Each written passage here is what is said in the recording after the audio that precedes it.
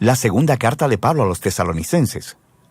No mucho tiempo después de escribir Primera de Tesalonicenses, Pablo recibió un reporte sobre los cristianos en Tesalónica de que los problemas que él había tratado en esa carta no solo habían continuado, sino que habían empeorado. Las persecuciones se habían intensificado y los cristianos tesalonicenses estaban confundidos y atemorizados respecto al regreso de Jesús. Así que Pablo envió esta breve carta que está diseñada para tener 3 secciones que abordan los 3 problemas en esta iglesia. Pablo primero ofrece esperanza en medio de su persecución continua y ofrece claridad acerca del venidero día del Señor. Y luego, finalmente, él reta de manera muy específica a las personas ociosas que se negaban a trabajar con normalidad. El final de cada una de estas secciones está marcado claramente con una breve oración final.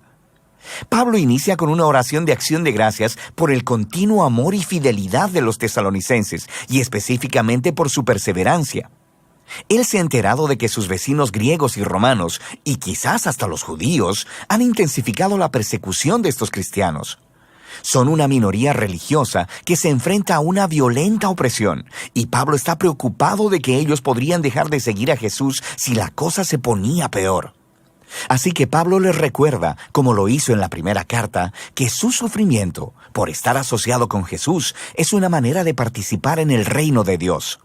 Jesús fue coronado como rey por su sufrimiento en la cruz, así que sus seguidores mostrarán su victoria sobre el mundo imitando la perseverancia no violenta y paciente de Jesús. Pablo también les recuerda que esto no durará para siempre. Cuando Jesús regrese, Él traerá su justicia y la aplicará a aquellos que los han oprimido y derramado sangre inocente. Específicamente, Él dice que su castigo será la exclusión de la presencia del Señor y de la gloria de su poder. Pablo aquí no especula sobre el destino de aquellos que rechazan a Jesús, excepto para decir que a lo largo de sus vidas no quisieron tener nada que ver con Jesús, y al final van a obtener lo que desean, ser distanciados de una relación con su Creador y Rey. Y para Pablo, esta es la peor de las tragedias. Elegir la separación de Jesús, la fuente de toda vida y amor, es abrazar tu propia perdición. Él cierra esta idea orando para que Dios use sus sufrimientos para traer un profundo cambio de carácter dentro de ellos, de modo que sus vidas honren el nombre de Jesús. Pablo entonces pasa a tratar un asunto específico relacionado con el regreso de Jesús y el día del Señor. Alguien en la comunidad de la iglesia en Tesalónica había estado esparciendo información equivocada a nombre de Pablo, diciendo que el acto final de justicia de Dios sobre la maldad humana, el día del Señor, estaba sobre ellos, que ya había llegado. Y esta gente probablemente habían estado prediciendo fechas sobre el final de todas las cosas y estaban asustando a otros cristianos. Y puedes darte cuenta de por qué. Debido a la intensa persecución, eran vulnerables a que alguien dijera que Jesús ya había venido como ladrón en la noche. Ellos habían sido dejados atrás. Quizá Jesús abandonó a los tesalonicenses en su sufrimiento. Estas palabras realmente molestan a Pablo. Están distorsionando su enseñanza. El regreso de Jesús nunca debería inspirar miedo, sino más bien esperanza y confianza. Pablo les recuerda todo lo que les enseñó acerca del regreso de Jesús cuando estaban en la ciudad, y aquí les ofrece un breve resumen. En realidad, esta explicación es demasiado corta. Este párrafo tiene muchos enigmas y problemas de interpretación, pero lo que está claro es que Pablo cita el conocido tema de los profetas Isaías y Daniel, de que los reinos de este mundo continuarán produciendo gobernantes que se rebelan contra Dios, como lo hicieron antes Nabucodonosor o el rey del norte. Estos líderes se habían exaltado a sí mismos, asignándose autoridad divina. Y para Pablo, estos antiguos reyes y profecías nos proveen imágenes y nos muestran un patrón que Pablo vio cumplido en su día, en los emperadores romanos Calígula y Nerón, y esperaba que se repitiera otra vez. Esa historia terminaría con un gobernante profundamente rebelde, empoderado por la maldad misma, alguien que desatará el caos y la violencia en el mundo de Dios, pero no para siempre. Cuando Jesús regrese, Él confrontará al rebelde y a todos los que cometen maldad y liberará a su pueblo. Así que el punto de Pablo aquí no es animar a los futuros lectores a la especulación apocalíptica, sino consolar a los tesalonicenses. Él está recordando las enseñanzas de Jesús en Marcos 13, donde dijo que los eventos que anunciarán su regreso serían muy públicos y evidentes. Así que ellos no necesitan estar atemorizados o preocupados porque fueron dejados atrás. Más bien, deben mantenerse fieles hasta que Jesús regrese para liberarlos. Así que, en su oración final, Él le pide a Jesús y al Padre que consuelen y fortalezcan a los tesalonicenses para que permanezcan fieles en el camino de Jesús. Lo cual lleva a Pablo a su tema final, un reto para aquellos que estaban ociosos, lo cual no significa simplemente que eran perezosos.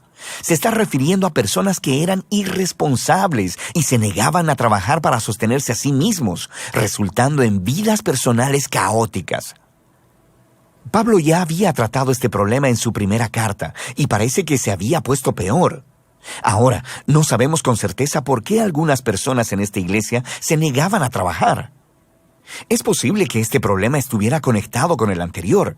Quizá algunas personas pensaban que Jesús regresaría muy pronto, así que renunciaron a sus trabajos y dejaron de vivir su vida normal. Pero es más probable que Pablo esté hablando de un problema relacionado con una práctica de cultura romana llamada patronaje.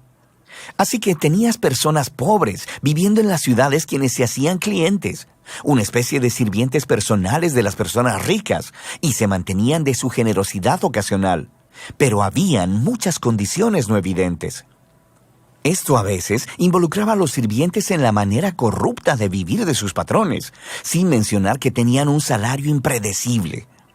Así que esto parece ser a lo que se refiere Pablo cuando dice que estas personas llevan una vida desordenada. No están trabajando y se están metiendo en los asuntos de otros.